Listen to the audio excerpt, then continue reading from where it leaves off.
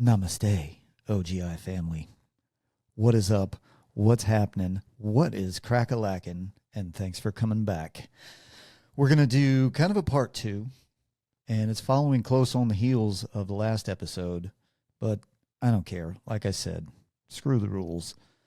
Part two about this generational catastrophe we have going on.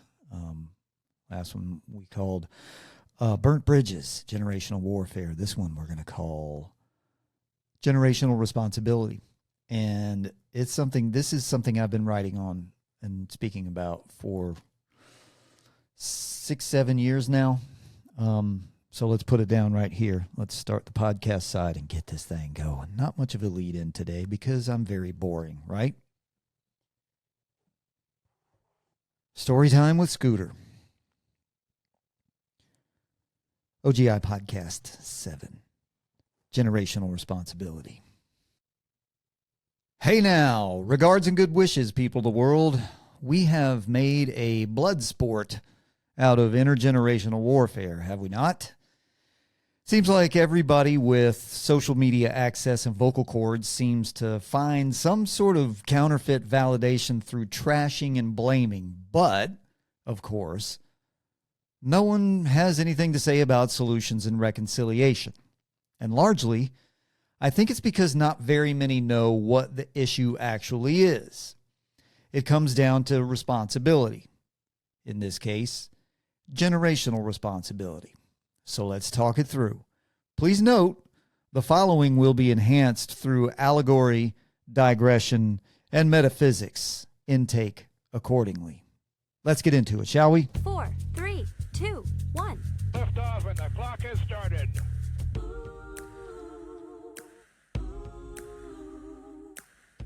Oh yeah. Good morning, good afternoon, good evening, and good day to you all. I hope this message finds you truly well and joyful and that you are learning from the past and giving to the future. Thanks for joining me here on OGI. I'm your host, Scott Schroeder, always, forever, flesh and blood, never AI generated.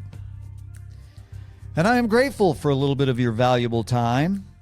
Your active support helps the show survive and advance. Wherever you are consuming this, please do all the likes, subscribes, rates, reviews, and whatever else those dastardly algorithm overlords demand. Now, if you're anything at all like, well, basically every rational human being on earth, there will come a time, if it hasn't already, that you say something like, man, if only I knew this back in the day. If I could go back in time and teach this to 19-year-old me. Everyone has that moment, usually hundreds of them over the years, because you're supposed to learn things and accumulate knowledge through the course of your life. That's how you allow useless and counterproductive parts of yourself to die and a better version of yourself to evolve. The universal term for that phenomenon is wisdom.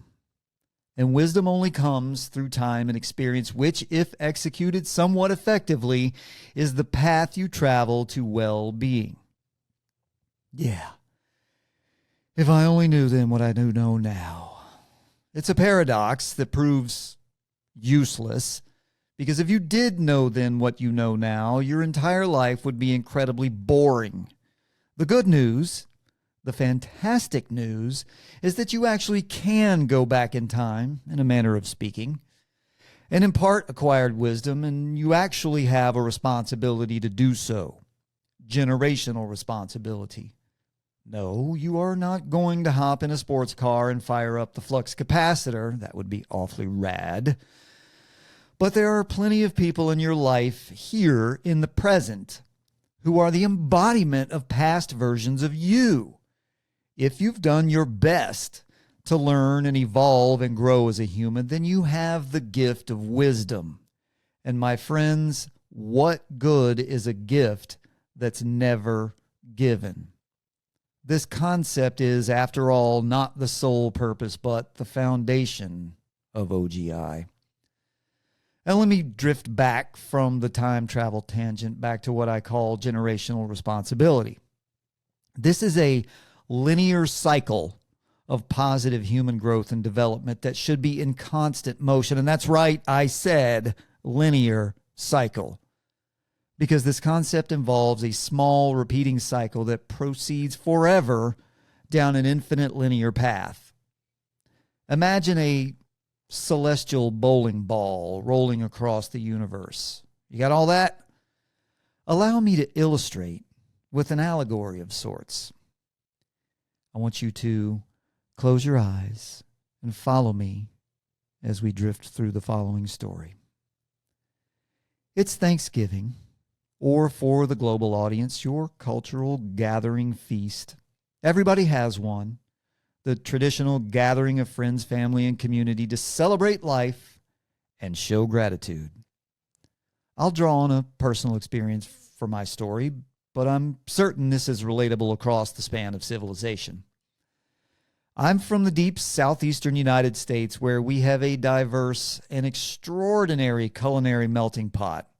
We have heavy influences from African, Caribbean, French, German, Dutch, but poverty and its resulting necessity over the decades and centuries have influenced our cultural menu as well, giving us some, let's say, curious table spreads around the holidays.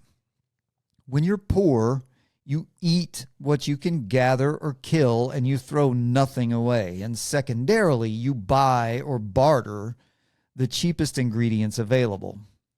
You just got to feed the family. Sometimes you end up with magic, like barbecue or a great stew. And sometimes you end up with casseroles and things made with marshmallows, mayonnaise, and mandarin oranges that people call salad. Anyway, it's Thanksgiving and folks are gathering at Grandma's house, showing up as singles, couples, and family units, big and small. And as the folks chat in the living room, the kitchen, and the backyard, the table fills with dishes brought by the guests. And as the conversations and seasonal aromas drift through the warm and happy home, everyone is summoned to the dining room table to say a blessing or grace or a few well-crafted words of thanks. And while gratitude is in everyone's heart, so is a little trepidation. Because right there, on the table, in the pink Tupperware container, is that dish that Aunt Gert brings every year that Uncle Skeeter loves but everyone else is terrified of. No one's 100% sure what all's in it, but it damn sure has saltines, cheese, and mayo, and something that could be pears and, wait, maraschino cherries? Whew. Everyone, except some octogenarians and a couple of weird cousins, exchanges surreptitious glances, looking for the brave soul among the huddled masses that will step up and save their collective taste buds and Aunt Gert's feelings. But no one ever does. What to do? Now, there's no reason to just drop bombs and tell Aunt Gert that her concoction is gross and to stop bringing it for the love of God. But there's a responsibility to ensure that this recipe dies with Aunt Gert, bless her heart, and God rest her soul when that day comes. In the meantime, as you ponder this great dilemma with a growling stomach, you see that plate of cream cheese, ham, and pickle wraps that everyone loves. But you think to yourself that with a little love and talent, this little generations-old Epicurean delight could be even better. And wouldn't that be something magnificent to contribute to history? So being a compassionate but pragmatic and responsible leader of people, you set out upon a 3-level mission. First, you gather the assembled future leaders of the family, those in the 25 to 50 age range who will carry on the family traditions, and you have an honest conversation about the future of Aunt Gert's questionable dish and others like it that no one likes or eats and are only still around because of inertia and misdirected tradition. This is how you cull the things that no longer serve a real purpose. If you do this tactfully, then future generations won't have to wonder what's under the aluminum foil. The long game decision is made to spare Aunt Gert's dignity and suffer the canned pears and mayo until she walks into the light, but that no one will ever make this concoction again. The sacred pact is sealed, and the future is less bleak. Then, the next day, when you're back home eating leftovers, you remember your idea to elevate that pickle dish that everyone loves, but is a bit dated. So you grab a jar of whole dill pickles, some cream cheese, prosciutto, smoked turkey, bacon, cayenne, and smoked paprika, and your kids, and you get to work. Core the pickles and stuff them with crumbled bacon and cream cheese. Spread a little more cream cheese on the prosciutto and turkey slices. Dash a hint of cayenne or paprika, probably also a grind of black pepper on the cream cheese, and roll the pickles up in the meat. Slice into bite-sized pieces, and you have yourself a new and improved version of a family classic. If you are a particularly altruistic soul, you and your kids will make up a batch of the classic version for the old folks. Remember, we're opening doors here, not kicking them down. Now, what does any of this have to do with generational responsibility?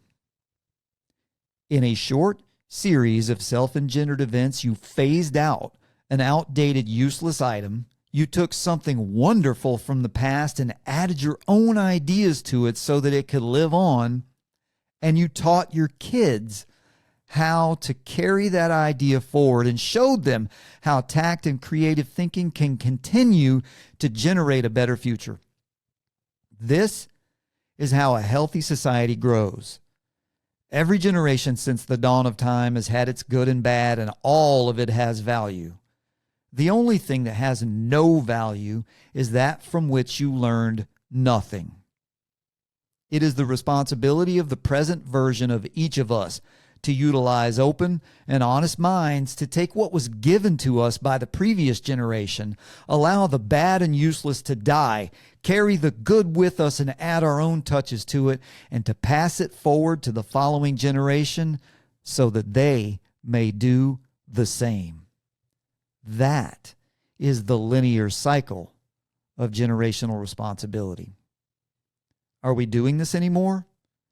Is the cycle breaking? Is technology burning the bridges that span generational gaps? The more siloed and isolated we become in our digital worlds, the less and less we share meaningful things across time. That sharing equals common bonds between generations, whether that's music, history, language, or the simple ability to put down your goddamn phone long enough to engage in a meaningful conversation. If we lose these things, we lose our purpose. We lose what it means to be human. And then what? Philosophers have pondered the meaning of life for millennia. If we allow these things to disappear into an unbridgeable chasm between us, then life has no meaning, unless you consider doom-scrolling mental sawdust and online shopping meaningful. Now, to young Gen Z and upcoming Generation Alpha, if you are between the ages of 15 and 18 and still breathing, congratulations. You've made it through the incomprehensible and uncontrollable fatuousness of the horrifying 11 to 14 years. You know what I'm talking about. And you are genuinely shaping your own future through choice and action. A very large key to your success is to look to your greatest influence and mimic and compound the things that they do right while discarding the things they do wrong. For example, hard work and kindness. Good. Dressing like a Tijuana streetwalker while picking up your kids from school and using the weekly TLC lineup as your life coach? Not so much. Every generation does much good and bad. It's up to their progeny, that's you, to cull the bad and discard it while taking the good forward and compounding it. This is critical to a healthy society. What does the not so distant future look like without this cycle? In a word, grim. A million things that you take for granted need to be executed with a high level of skill and competence, lest organized and functioning society fall apart. Where does your food and clean water and electricity come from? How do we not have sewage flowing through unpaved streets with dead bodies lying around? Who keeps bands of marauders from taking over neighborhoods? Does that sound ridiculous?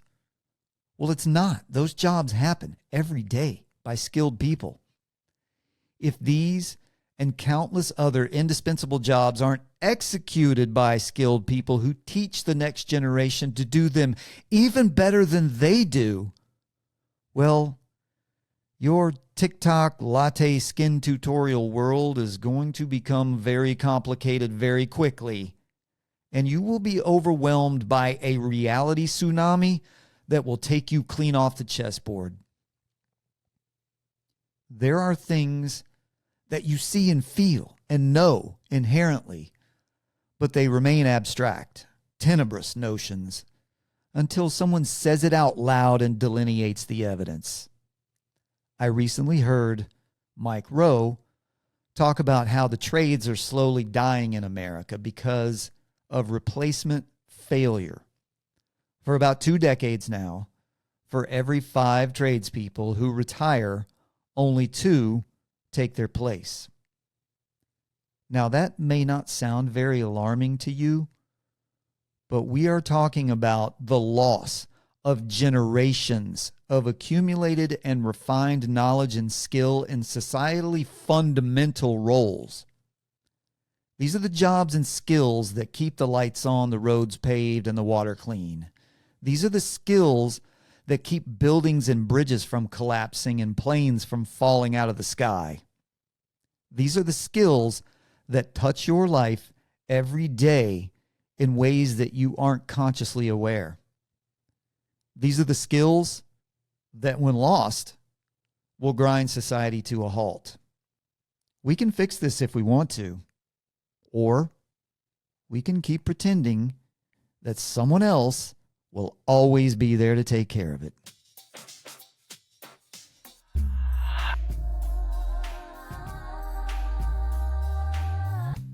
Now, that's enough to ponder for now for show. This episode of the podcast is dedicated to my parents and grandparents who generously gave me many things to add to and pass along, and a few things that had to go away. OGI can be found on Spotify, Apple Podcasts, Riverside.fm, Podbean, and everywhere else in the podcast universe. And episodes and content and all kinds of goodies will be posted and uploaded on all the socials and YouTubes and whatnot. Please subscribe, rate, and review. Your active support is critical, and I appreciate it more than you know. And as you go forth today, remember that life is all trial and error. Try to do better than yesterday. Live, laugh, and love. Be mindful, be fit, be authentic. If that's all you have, today will be a good day. Peace out, homies, and see y'all next time.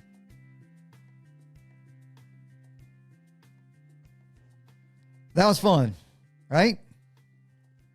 Listen, here on the YouTube side, if you guys got anything out of that, if you think there's a valuable message to be had here, and hopefully it entertains you as well, then please do me a favor and subscribe. All the personalities and artists and creators and whatnot in this YouTube universe always talk, on the podcast side too, always talk about how they look at the numbers, and like 70, 80, 90% of the viewers and listeners aren't subscribed. And hey, man, that may be a personal choice, or it may be just an oversight. But anyway, if you think there's some value here, and as I go forward with this show, with this variety talk show, then please subscribe and do all the things and share it with someone. We'll have some more roundtable discussions here. As I said, the problem is trying to get everybody who has very busy lives to come in here and do this nonsense with me. And so we got some more of that stuff coming soon. I want to start doing a live element here and on the podcast side and have a lot of other fun stuff. And so go search OGI, Old Guy Insight, wherever, anywhere, here on YouTube, Instagram. I do a little different stuff on Instagram because I'm also a fitness coach. So I do a little bit more stuff about body, mind, and spirit over there. So if you're interested in that, go check that out. And I try to keep that updated as frequently as possible. I'm just a little old me, though, here doing this by myself. So appreciate your support 100% of the time at all times. And as I always say on the podcast side as well, and I will say to you guys right here, to ya, peace out, homies, and see y'all next time.